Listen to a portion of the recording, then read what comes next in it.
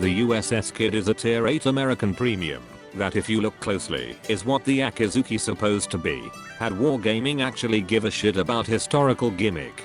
But of course that is just a lame excuse, so the Japanese in wargaming universe will be forever bad and constantly get inferior premiums. Oh, there it is.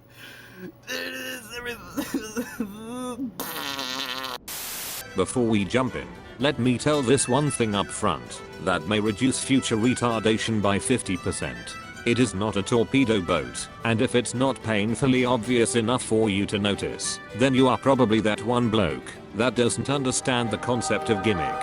So, what is a gimmick, and how does it become the official religion of wargaming universe? And what better way to explain such thing other than using this very ship itself? Firstly, it has AA, which is rated A for annoying.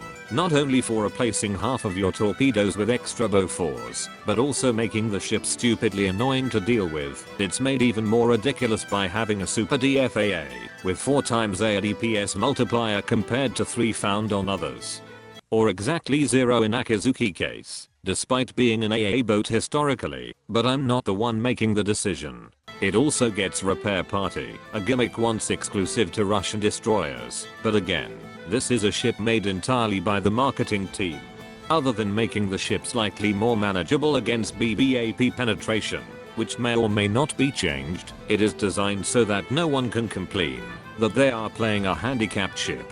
Despite this, the kit is designed so that you scrublords can play destroyers properly without getting carried away by overpowered armaments. Being the only DD with a heal allows you to dive deeper and take more damage while you cripple down enemy destroyers. Because every dead destroyer gives 69% moral boost to your sorry ass team that always complain about weekend players ruining their games. And it's preferable to have a friendly destroyer along with you, especially if it's also American. Therefore you can show the enemy that money and naval superiority. Whoa, for fuck's sake, Akatsuki, what the fuck, I'm here trying to demonstrate a good strat and here you are ruining the whole scene while making my teammate look dumb.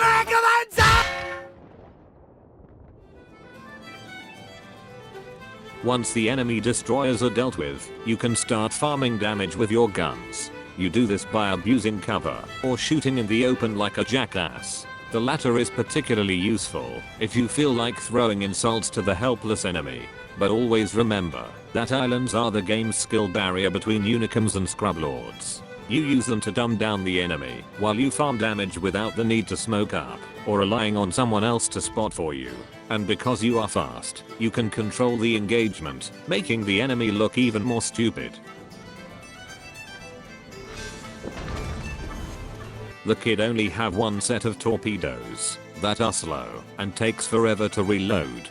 This forces you to think like an unicum and predict what will happen in the next few minutes, building a mental image of where to launch the torpedoes. So stop being a textbook shitheads and take advice from computers. Start practicing blind drops and pat yourself in the back every time you nail people and winning the game for the team. Just make sure you don't hit friendlies with it. And more importantly, don't get hit by torpedoes either.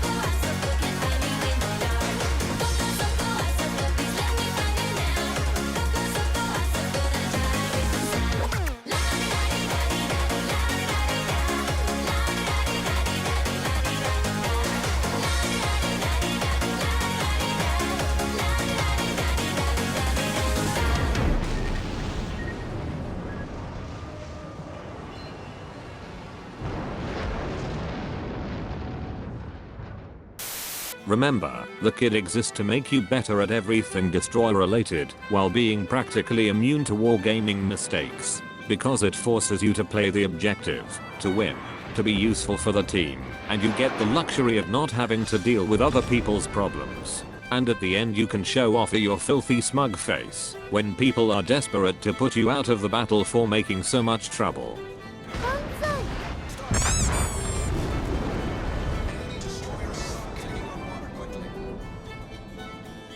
This is how you get 1800 WTR in solo while playing with a shoddy connection and delays. You get preventative maintenance, last stand, basic fucking training, and concealment expert.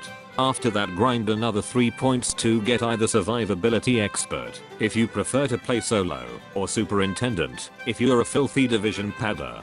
Then you can take whatever skill you want, except torpedo related skills. This is not the Fletcher trainer you're looking for.